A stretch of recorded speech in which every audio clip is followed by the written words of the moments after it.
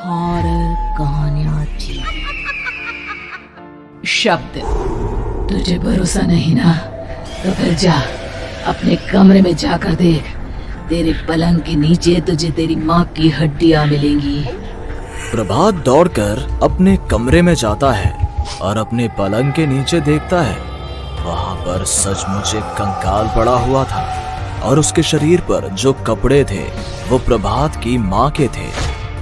क्या बात है, आज तो आप सुबह से ही बहुत बिजी हैं। ऐसा क्या लिख रहे हैं? बस एक फैमिली की कहानी लिख रहा था। जैसे हमारी फैमिली है ना, तुम, माँ और मैं, लेकिन थोड़े अलग तरीके से, क्योंकि ये कहानी हॉरर है और इसमें जो आदमी है ना, मैंने उसकी बीवी को मार दिया है। मतलब कहानी में ऐसा लिखा है। और जानती हो, उसके बाद जो बीवी है ना, वो एक बुरी आत्मा बन जाती है। क्या बेटा, इस तरह की डरावनी कहानियां क्यों लिखता है तू? जानता है ना, हम जो सोचते हैं, जो लिखते हैं, हमारा दिमाग पूरा दिन वैसा ही होता रहता है। माँ, परेशान होने वाली क्या बात है? राइटर हूँ मैं, मेरा तो काम है कहानियाँ लिखना। और वैसे भी ये सिर्फ एक कहानी है माँ, कोई सच नहीं है। उसके बाद कुछ दिन बीत जाते हैं। एक रात प्रभात को अपने ऑफिस से लौटने में देरी हो जाती है। रात के लगभग 12 बजे हुए थे। प्रभात जैसे ही अपने घर पहुंचता है, उसने देखा कि उसकी पत्नी दुर्गा डाइनिंग टेबल पर उसका इंतजार कर रही है। आ गए आप? कब से आपका इंतजार कर रही थी। देखिए ना, खाना भी ठंडा हो गया है। अरे दुर्गा, आज तुमने अपने इतने लंबे लंबे बालों को खोलकर क्यों रखा है? तुम तो हमेशा अपने बाल बांध कर रखती हो। वो क्या है ना प्रभात, जब इंसान अपनी जिंदगी से मुक्त हो जाता है ना, तो उसे दूसरे सारे बंधन खोल देने चाहिए। इसलिए मैंने अपने बालों के बंधन भी खोल दिए। ये तुम किस तरह की बातें कर रही हो? तुम ठीक तो हो? मैं बिल्कुल ठीक हूँ प्रभात। अच्छा चलो खाना खाओ। वो क्या है ना दुर्गा, मुझे भूख नहीं है। ऑफिस में कुछ खा लिया था। कोई बात नहीं, मैं तुम्हारे लिए एप्पल काट देती हूँ, एप्पल खा लो। नहीं दुर्गा, मुझे नहीं खाना है, मेरा मन नहीं है यार। तभी अचानक से दुर्गा अपने हाथ में एक बड़ा सा चाकू लेकर प्रभात पर हमला कर देती है। प्रभात अपने आप को बचाने की कोशिश करता है। आज मैं तुझे नहीं छोड़ूंगी, तुझे अपने साथ लेकर जाऊंगी अपनी दुनिया में। ये क्या बोल रही हो तुम? तुम्हारा दिमाग खराब हो गया है। आखिर तुम हो कौन? दुर्गा अपनी गर्दन टेढ़ी करते हुए बोलती है। मैं दुर्गा हूँ, तुम्हारी पत्नी। ध्यान से देखो मेरी आंखों में। प्रभात बुरी तरह से डर जाता है और घबराहट में वो चाकू अपनी पत्नी के पेट में मार देता है। उसकी पत्नी की वहीं के वहीं मौत हो जाती है और उसकी चीख की आवाज सुनकर उर्मिला दौड़ते हुए बाहर आती है। ये तुमने क्या किया प्रभा? तुमने अपनी पत्नी का खून कर दिया, लेकिन तू तो उसे बहुत प्यार करता था बेटा। तूने बहू को क्यों मार डाला? माँ, ये आपकी बहू नहीं थी, इसके अंदर कोई बुरी आत्मा घुसाई थी। मैं नहीं जानता ये सब कैसे हो गया, लेकिन वो मुझ पर हमला कर रही थी, मुझे मारने की कोशिश कर रही थी। माँ, मैंने कुछ नहीं किया। ये तूने क्या कर दिया बेटा? दुर्गा ने मुझे कहा था कि वो तेरी कहानी के उस कैरेक्टर की तरह एक्टिंग करके तुझे डराने की कोशिश करेगी। अरे वो तो तेरे साथ मजाक कर रही थी। हे भगवान, ये क्या हो गया? इसका मतलब दुर्गा। लेकिन माँ, मैंने जो कहानी लिखी थी उसमें भी ऐसा ही हुआ था। उस औरत ने अपने पति के साथ मजाक किया और गलती से उसके पति ने उसके पेट में चाकू मार दिया। मेरी कहानी सच कैसे हो सकती है? माँ, मुझे बहुत डर लग रहा है। अब ये सोच, दुर्गा की लाश का क्या करें हम? अगर गलती से भी ये बात बाहर फैल गई ना, तो तुझे पूरी जिंदगी जेल की सलाखों के पीछे रहना पड़ेगा। एक काम करते हैं माँ, हम घर के पीछे वाले बगीचे में उसकी लाश को दबा देते हैं। अगर कोई पूछेगा तो कह देंगे कि उर्मिला अपने मायके गई और फिर एक दिन हम भी अचानक यहाँ से कहीं दूर चले जाएंगे। कोई नहीं आएगा हमें पूछने, कोई नहीं आएगा माँ, बाद में जो होगा हम देख लेंगे। प्रभात अपनी माँ उर्मिला की मदद से दुर्गा की लाश को अपने घर के बगीचे में गाड़ देता है। कुछ दिन तो ऐसे ही बीत जाते हैं, लेकिन एक दिन अचानक रसोई से आ रही कुछ आवाजें सुनकर प्रभात की नींद खुलती है। प्रभात ने देखा कि वहां पर एक लंबे बालों वाली औरत दूसरी तरफ चेहरा करके खड़ी हुई थी। कौन है? कौन है वहां पर? अरे कौन हो तुम?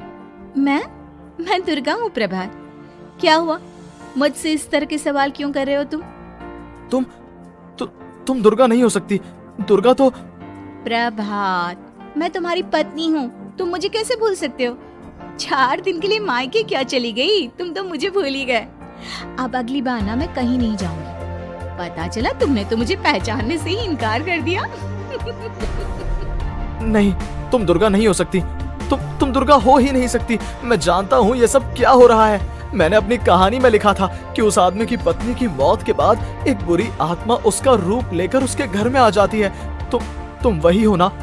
और अचानक से खूबसूरत दुर्गा का चेहरा काला पड़ जाता है। उसकी आंखें लाल हो जाती हैं और पूरे शरीर पर बाल, लंबे नुकीले नाखून, उसके दोनों पैर उल्टे हो जाते हैं और बेहद डरावनी आवाज में वो चिल्लाकर कहती है, बुरी आत्मा, मेरा खून करके मुझे अपने ही घर में गाड़ कर तू मुझे बुरी आत्मा कह रहा है? मैं तुझे छोड़ूंगी नहीं। और अचानक से प्रभात के घर में बेहद डरावनी आवाजें गूंजने लगती हैं। घर में चारों तरफ बहुत सारी बुरी आत्माएं नजर आने लगती हैं। प्रभात घबरा कर अपनी माँ को आवाज देता है, माँ कहाँ है आप? जल्दी आइए माँ, देखिए ना ये सब क्या हो रहा है। प्रभात ने देखा कि अचानक से उसकी माँ कमरे से दौड़ कर आती है। क्या हुआ प्रभात? और ये लोग कौन है? इन सब की गर्दन टेढ़ी क्यों है? इनके बाल खुले हुए। प्रभात, ये सब लोग तो मुझे मरे हुए नजर आ रहे हैं। हाँ माँ, ये सब लोग मरे हुए ही हैं और ये ठीक वैसा ही हो रहा है जैसा मेरी कहानी में हुआ था। लेकिन मेरी कहानी के हिसाब से तो आप भी। अचानक से उर्मिला का रूप बदल जाता है। वो भी एक डरावने साए की तरह बन जाती है और बेहद डरावनी आवाज में चिल्ला चिल्ला कर कहती है, मर गई तेरी माँ। जानता है, कल रात जब तू सो रहा था ना, तो मैंने उसके शरीर का सारा खून पी लिया। अब बस हड्डियां बची है उसके शरीर में। नहीं, ऐसा नहीं हो सकता। ऐसा बिल्कुल नहीं हो सकता। मेरी माँ नहीं मर सकती। तुझे भरोसा नहीं ना?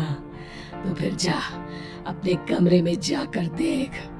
तेरे पलंग के नीचे तुझे तेरी माँ की हड्डियां मिलेंगी। प्रभात दौड़कर अपने कमरे में जाता है और अपने पलंग के नीचे देखता है। वहां पर सचमुच एक कंकाल पड़ा हुआ था और उसके शरीर पर जो कपड़े थे वो प्रभात की माँ के थे। माँ, अब मुझे कुछ करना पड़ेगा। लेकिन मेरी कहानी में लिखा था कि माँ की मौत मेरे हाथों से होगी, पर माँ तो पहले ही मर चुकी है और वो बुरी आत्मा मुझे भी मार देगी। नहीं, इससे पहले कि वो मुझे कुछ करे, मुझे उसका काम खत्म करना होगा।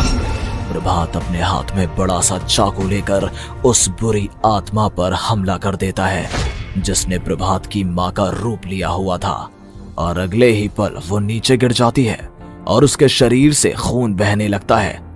ऐसा नहीं हो सकता। एक बुरी आत्मा के शरीर में तो खून होता ही नहीं है।